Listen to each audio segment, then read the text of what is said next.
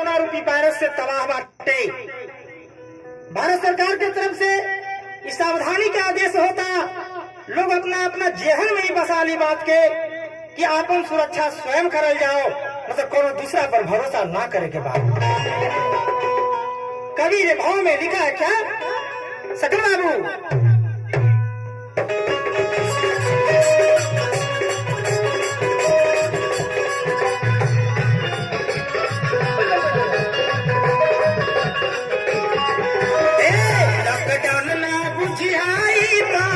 Lockdown ना बुझियाई ता अब सावधानी के घंटी खेल गेल कोरोना भाई। दुनिया में 2020 खेल गेल कोरोना भाई। दुनिया में 2020 लॉकडाउन ना बुझियाई ता अब सावधानी के घंटी। लॉकडाउन ना बुझियाई ता अब सावधानी के घंटी खेल गेल कोरोना भाई।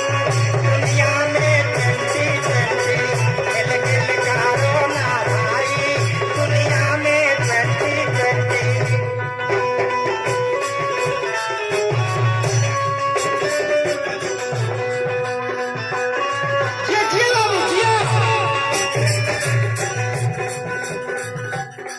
दुनिया में ढेर खेल देखले होगा।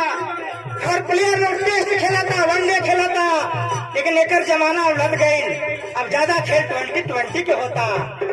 कि हमारा विश्व में मलेरिया, फाइलेरिया, कोरोना हैजा ढेर भई, लेकिन नया एगो बीमारी कोरोना कि हमनी के 2020 रूपी खेल खिलावे खातिर आइल बा। एकर उपाय बता बच्चे के। अरे साबुन सरफ से हर